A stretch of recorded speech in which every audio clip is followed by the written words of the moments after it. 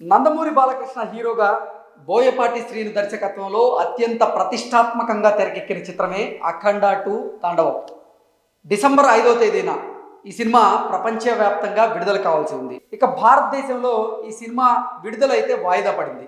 దానికి కారణం ఏంటంటే బాలీవుడ్ నిర్మాణ సంస్థ అయినటువంటి ఈరోస్ సంస్థ 14 రీల్స్ ఎంటర్టైన్మెంట్ ప్రొడ్యూసర్స్ వారికి గతంలో 28 కోట్ల రూపాయలు బకాయి ఉన్నారని, ఆ బకాయిలు చెల్లించిన తర్వాతే ఈ సినిమా విడుదలని అంగీకరించండి అంటూ వారు కోర్టును ఆశ్రయించడం, కోర్టులో పిటిషన్ దాఖలు చేసినటువంటి నేపథ్యంలో మద్రాస్ హైకోర్టు అఖండ 2 విడుదలకైతే మధ్యంతర ఉత్తర్వులు ఇచ్చి స్టే విధించడం జరిగింది. దీనివల్ల అఖండ 2 సినిమా ఇండియాలో విడుదలైతే వాయిదా పడింది తాత్కాలికంగా.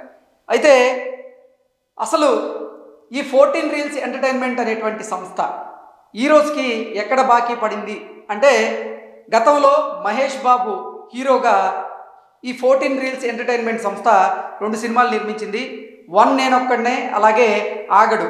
ఈ 2 సినిమాలకు సంబంధించినటువంటి లావాదేవీల విషయంలో ఈ రోజుకి అలాగే 14 రీల్స్ ఎంటర్టైన్మెంట్ సంస్థకి మధ్య ఈ ఒప్పందం జరిగి, ఆ ఒప్పందం ప్రకారంగా కొంత లాస్ వచ్చినటువంటి నేపథ్యంలో ఆ లాస్ అంటే ఆ బకాయి ఏదైతే ఉందో దాన్ని మాకు తీర్చాల్సిందే అంటూ హీరో సంస్థ కోర్టును ఆశ్రయించడం, ఇప్పుడు కోర్టు కూడా ఈ అఖండ 2ని తాత్కాలికంగా వాయిదా వేయమని స్టే ఇచ్చినటువంటి నేపథ్యంలో అసలు అఖండ 2 సినిమాకి అలాగే మహేష్ బాబు సినిమాలకి లింక్ ఏంటి అంటూ నందమూరి బాలకృష్ణ గారి అభిమానులు అయితే నిజంగా ఫైర్ అవుతూ ఉన్నారు హీరో సంస్థ మీద. ఈ నేపథ్యంలోనే అసలు దీని మీద మనం పూర్తి స్థాయిలో విశ్లేషణ చేసుకుందాం. ప్రముఖ సీనియర్ జర్నలిస్ట్, ప్రముఖ రాజకీయ విశ్లేషకులైనటువంటి శ్రవణ్ కుమార్ గారు మనకి ఫోన్ లైన్లో అందుబాటులో ఉన్నారు. ఆయనతో మాట్లాడదాం. శ్రవణ్ గారు, హాయ్ అండి. హాయ్ అండి. శ్రవణ్ గారు, చెప్పండి.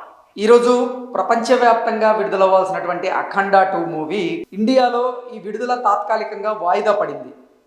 ఈరోజు సంస్థ కోర్టును ఆశ్రయించడం, కోర్టు దీనికి మధ్యంతర ఉత్తర్వులు ఇచ్చి ఈ సినిమా విడుదలకి స్టే ఇచ్చినటువంటి నేపథ్యంలో అసలు ఏంటి మహేష్ బాబు సినిమాలకి ఈ అఖండ విడుదల వాయిదా పడడానికి లింక్ ఏంటి అంటే ఏం చెప్తారు? చాలా టెక్నికల్ గా చాలా మంది అపార్థం చేసుకుంటున్నారు, అభిమానులు కూడా దీన్ని అపార్థం చేసుకుంటున్నారు. మహేష్ బాబు గాని బాలకృష్ణ గానికి ఇద్దరికి సంబంధించిన ఇష్యూ కాదు ఇది. ఎగ్జాక్ట్లీ నిర్మాణ సంస్థకు, ఆ నిర్మాణ సంస్థకు పనిచేసినటువంటి ఆ గ్రాఫిక్ వర్క్స్ అవి ఏరోసన్ సంస్థ చేసినటువంటి లావాదేవీలు జరిగిన డిస్ప్యూటే గానీ హీరోల మధ్య జరిగినటువంటి ఫోట్ కాదు. అభిమానులు కానీ ఎవరు కానీ కన్ఫ్యూజ్ పడాల్సిన అవసరం లేదు. వాళ్ళ వ్యక్తిగతమైనటువంటి ఎలాంటి వాళ్ళ విభేదాలు ఆ సినిమాకు ఈ సినిమాకి ఏం సంబంధం లేదు. నిర్మాణ సంస్థ 14 రీల్స్ అనే నిర్మాణ సంస్థ ఏదైనటువంటి మీడియా సంస్థతో చేసుకునే వర్క్స్ లో గతంలో చేసిన నాని సినిమా తాలూకు బాకీ కావలసినటువంటి అమౌంట్ ఉంది, 28 కోట్ల రూపాయలు అంటూ కూడా వాళ్ళు కోర్టుకు ఆశ్రయించారు. అయితే వాళ్ళు చాలా టెక్నికల్ గా నాకు అర్థమవుతుంది ఏంటంటే, ఈ తెలుగు రాష్ట్రాలు అంటే వాళ్ళ 14 రీల్స్ సంస్థ హైదరాబాద్ లో ఉంది, ప్రొడక్షన్ ఆఫీస్ ఇక్కడే ఉంటుంది, ప్రొడ్యూసర్ అంతా కూడా ఇక్కడే వాళ్ళు.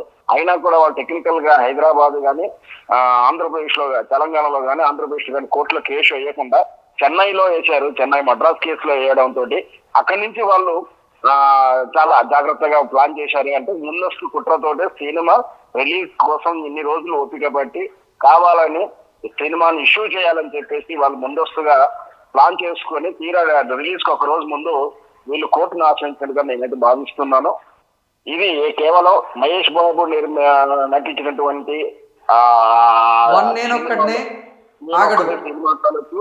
ఆగడి 14 రీల్స్ సంస్థ చాలా సినిమాలు నిర్మించింది. ఆగడు సినిమా మహేష్ బాబు 2 సినిమాలు ఉన్నాయి. అంతకుముందు అఖండ కూడా వాళ్ళు నిర్మించి ఉన్నారు. ఈ 14 రీల్స్ సంస్థ అనేది ఆ సంస్థలకు బాకీ గురించి వేసినటువంటి కేసు ఇది. ఇది కేవలం 2 సంస్థల మధ్య జరుగుతున్నటువంటి విషయం తప్పించి హీరోల మధ్య కానీ అభిమానుల మధ్య జరుగుతున్న ఇష్యూ కాదు ఇది.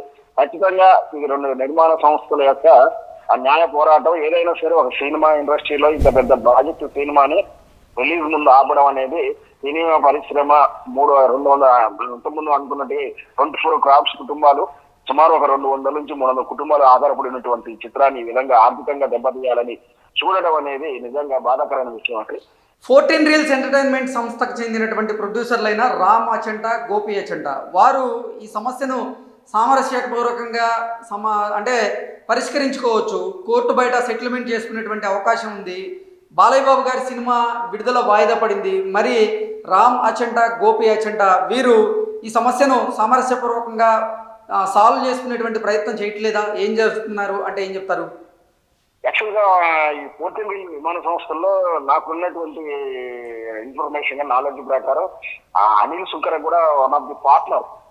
మరి ఈ సినిమాకి సంబంధించిన లావాదేవీలో వాళ్ళు ఇన్వాల్వ్ ఉన్నారో లేదో తెలియదు. మొత్తం మీద ఎప్పటికైనా మన అచ్చంట రాము వాళ్ళ పేర్లోనే నిర్మాణం యాజ్ ఏ ప్రొడ్యూసర్ ఇప్పుడు నేమ్స్ అయితే మనం చూస్తా ఉన్నాం.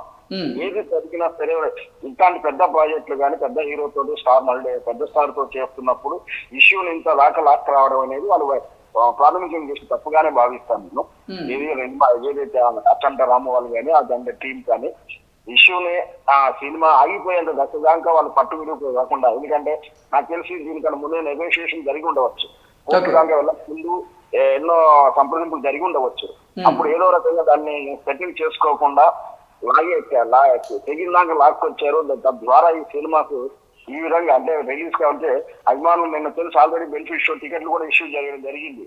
4th డేట్ కొన్ని సందర్భంలో ఈ 4వ డేట్ కు సంబంధించిన టికెట్లు కూడా రిలీజ్ చేయడం జరిగింది. సో అయినా కూడా సినిమా ఆపాల్సిన పరిస్థితి రావడం అనేది కొంచెం బాధాకరమైన విషయమే.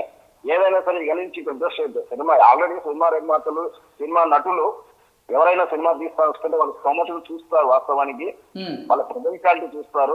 అయినా కూడా ఇట్లాంటి పెద్ద కంపెనీ ఇన్ని కోట్ల ప్రాజెక్ట్ కంపెనీ కూడా ఇంత ఫులిష్ గా బిహేవ్ చేయడం నిజంగా నిర్మాణ సంస్థకు తప్పిదంగానే భావించారు. ఓకే శ్రవణ్ గారు, థ్యాంక్ యూ సో మచ్ అండి.